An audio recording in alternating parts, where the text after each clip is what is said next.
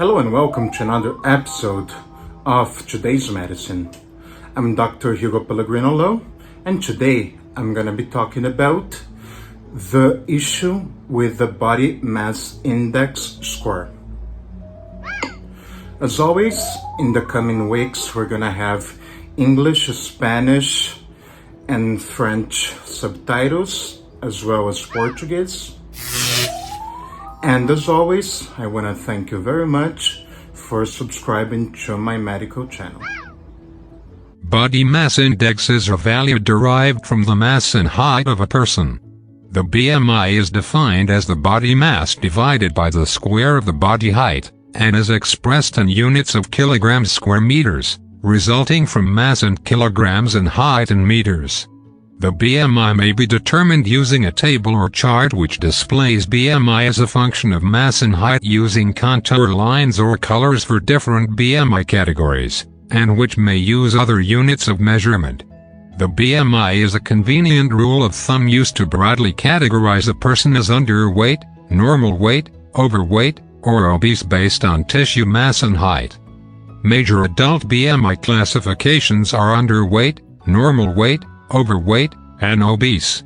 When used to predict an individual's health, rather than as a statistical measurement for groups, the BMI has limitations that can make it less useful than some of the alternatives, especially when applied to individuals with abdominal obesity, short stature, or unusually high muscle mass. BMI under 20 and over 25 have been associated with higher all-causes mortality, with the risk increasing with distance from the 20-25 range. Dolphy Quetelet, a Belgian astronomer, mathematician, statistician, and sociologist, devised the basis of the BMI between 1830 and 1850 as he developed what he called social physics.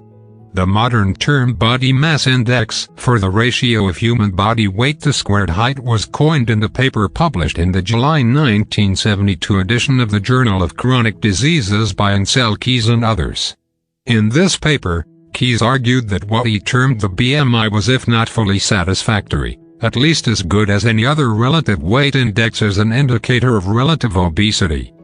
The interest in an index that measures body fat came with observed increasing obesity in prosperous Western societies. Keys explicitly judged BMI as appropriate for population studies and inappropriate for individual evaluation. Nevertheless, due to its simplicity, it has come to be widely used for preliminary diagnoses. Additional metrics, such as waist circumference, can be more useful. The BMI is expressed in kilograms square meters, resulting from mass in kilograms and height in meters.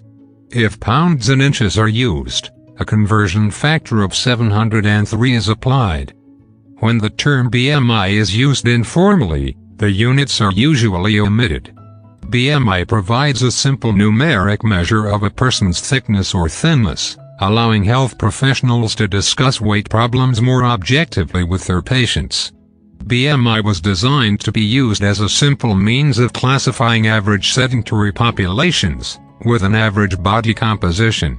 For such individuals, the BMI value recommendations as of 2014 are as follows: 18.5 to 24.9 kilograms square meters may indicate optimal weight, lower than 18. The fifth of may indicate underweight, 25 to 29.9 may indicate overweight, and 30 or more may indicate obese. Lean male athletes often have a high muscle-to-fat ratio and therefore a BMI that is misleadingly high relative to their body fat percentage. The medical establishment and statistical community have both highlighted the limitations of BMI. Scaling it. The exponent in the denominator of the formula for BMI is arbitrary. The BMI depends upon weight and the square of height. Since mass increases to the third power of linear dimensions, taller individuals with exactly the same body shape and relative composition have a larger BMI. BMI is proportional to the mass and inversely proportional to the square of the height. So, if all body dimensions double, and mass scales naturally with the cube of the height, then BMI doubles instead of remaining the same. This results in taller people having a reported BMI that is uncharacteristically high, compared to their actual body fat levels. In comparison, the ponderal index is based on the natural scaling of mass with a third power of the height. However, many taller people are not just scaled up short people but tend to have narrower frames in proportion to their height. Carl Levy has written that the BMI tables are excellent for identifying obesity and body fat in large populations, but they are far less reliable for determining fatness in individuals. According to mathematician Nick Trefethen, BMI divides the weight by too large a number for short people and too small a number for tall people. So short people are misled into thinking that they are thinner than they are, and tall people are misled into thinking they are fatter. For U.S. adults, exponent estimates range from 1.92 to 1.96 for males and from 1.45 to 1.95 for females. The BMI overestimates roughly 10% for a large frame and underestimates roughly 10% for a smaller frame. In other words, persons with small frames would be carrying more fat than optimal, but their BMI indicates that they are normal. Conversely, large-framed individuals may be quite healthy, with a fairly low body fat percentage, but be classified as overweight by BMI. For example, a height-weight chart may say the ideal weight for a 1.78-meter tall man is 68 kilograms. But if that man has a slender build, he may be overweight at 68 kilograms or 150 pounds and should reduce by 10% to roughly 61 kilograms or 135 pounds in the reverse. The man with a larger frame and more solid build should increase by 10% to roughly 75 kilograms or 165 pounds if one teeters on the edge of small medium or medium large. Common sense should be used in calculating one's ideal weight.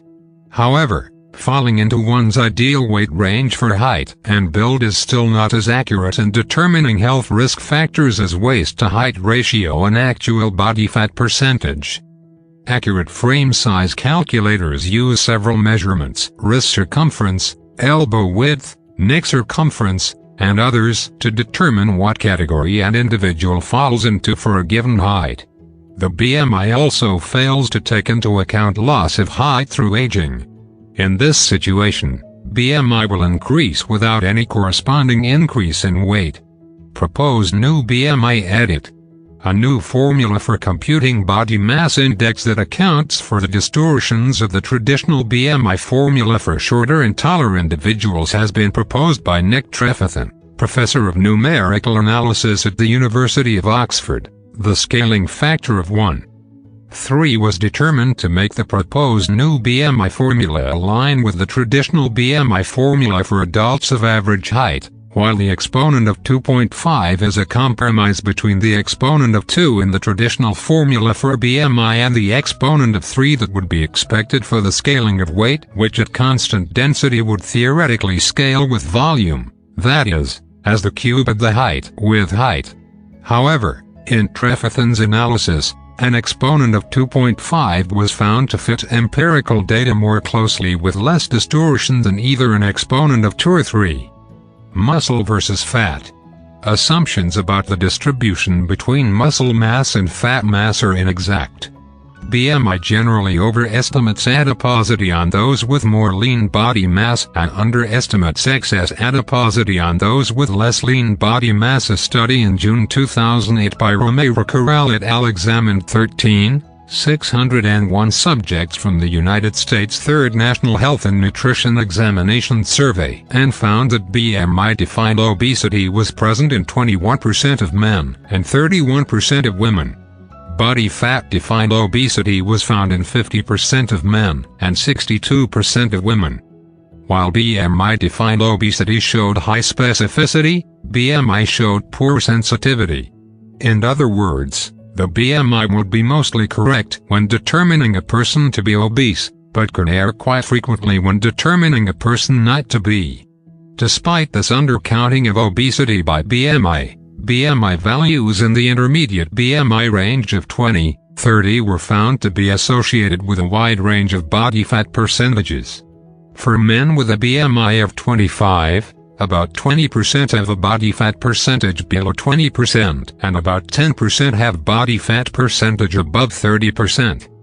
Body composition for athletes is often better calculated using measures of body fat, as determined by such techniques as skin fold measurements or underwater weighing, and the limitations of manual measurement have also led to new, alternative methods to measure obesity, such as the body volume indicator. The really proper way to figure it out, to see how you should be interpreting health. According to the website healthline.com, if you're exercising regularly, making healthy food choices, and not seeing the scale budge, it may be time to assess your body fat percentage. When you're trying to lose weight, measuring body fat is equally as important as measuring your overall weight. That's because healthy habits, like exercise, can build muscle.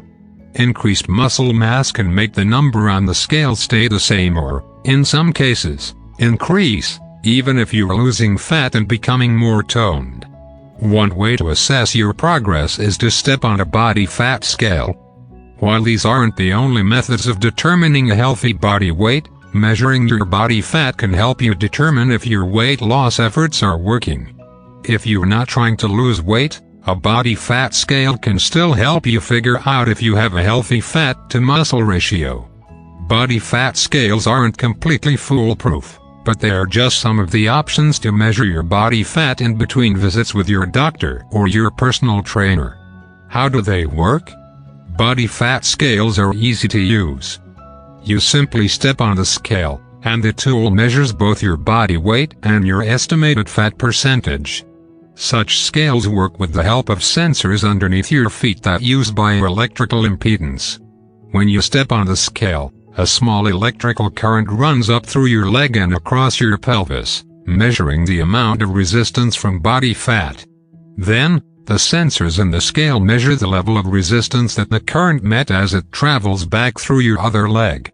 Depending on the type of body fat scale you have, the information can link up to your smartphone or smartwatch, as well as any fitness apps you might have. As a rule of thumb, greater body resistance means a higher fat percentage. This is due to the fact that fat contains less water than muscle, so it's more difficult for a current to travel through it. Are they accurate? Accuracy in general, body fat scales can provide rough estimates only. While safe to use, there are many variables that can affect your results. These include your gender. Women naturally have more body fat than men. Where you store fat in the body. Pregnancy. These scales aren't recommended during pregnancy. Your age. These scales aren't suitable trusted source for children. Your height and stature. Frequent endurance and resistance training. What are the pros and cons of body fat scales? The greatest benefit to using this type of scale is that you can measure your body fat in the comfort of your own home at any time, all without having to travel to a gym or clinic. However, these scales aren't completely accurate. You don't want to make them your sole measurement of your overall health. Another drawback is that a body fat scale doesn't take into account other variables of body fat, such as where you might have it. For example, doctors tend to be more concerned about body fat that's concentrated around your midsection, because this can increase your risk for certain health conditions, like heart disease. A body fat scale can only tell you the overall percentage and not where on the body you're storing potentially dangerous fat. Body fat versus BMI. Body mass index is perhaps a more reliable indicator of your overall health instead of counting on a body fat scale alone. While BMI can't measure fat, it does provide an overall picture of whether you're in the right weight range for your height and age. The downside to relying on BMI is that it doesn't measure body fat. So, an athlete with a lot of muscle, for example, could have a higher BMI based on their weight and height.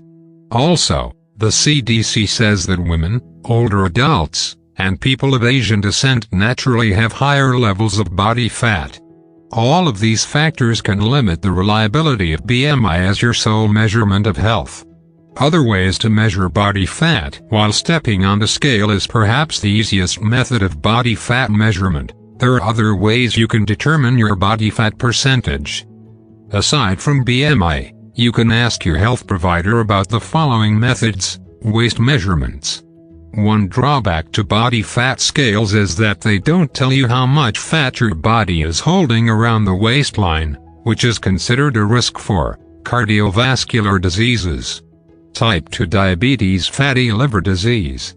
Measuring your waistline can help complement your body fat scale results. The National Heart, Lung and Blood Institute trusted source notes that your risk for heart disease and diabetes increases if you are a woman with a waist measurement greater than 35 inches or a man with a waist measurement of more than 40 inches. Calipers. Often used by fitness professionals, calipers are used to literally pinch your skin folds to estimate your body fat. The accuracy of this method varies.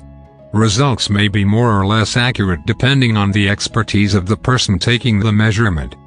Dual energy X-ray absorptiometry scans often used to measure bone mass for osteoporosis diagnoses. DEXA scans are also reliable methods of body fat measurement and can be more reliable than relying on BMI alone. To get one of these scans, you'll need to find a center that has the equipment. The scans can be pricey depending on your location and may not be covered by insurance. Handheld fat measurement devices. This body fat measurement test works similar to that of a scale, except it doesn't measure your weight. There are sensors on either side of the device that measure your body fat as you hold the device in front of you. Handheld fat measurement devices aren't as accurate as other methods, but they're easy to use and relatively inexpensive. Underwater weight test. This test is based on the buoyancy of your body weight. Fat floats more easily than muscle. Based on your buoyancy and your weight, the person administering the test can calculate your body fat percentage. Underwater testing is considered to be an accurate tool for measuring body fat. However, it can be difficult to find a center that has the ability to do this type of testing. The test can also be uncomfortable. BodPod. Available at some fitness centers and medical facilities, a BodPod is a device you stand in for a few minutes while it measures your body fat via air displacement plethysmography. This method has similar accuracy when compared to underwater testing. However, access to these devices is limited, and testing can be expensive. Takeaway. Body fat scales can be helpful when you're trying to measure your body fat, but they don't tell the whole story about your fat to muscle ratio. Instead, you can use these scales as complements to other tools. Talk to your doctor about your BMI and how you can best measure and track your body. If you have any doubts at all, you can always send me an email to hugo.loh@gmail.com. The link is on the bottom of the screen. Do not forget to subscribe to the channel. And as always, thank you very much for watching today's show.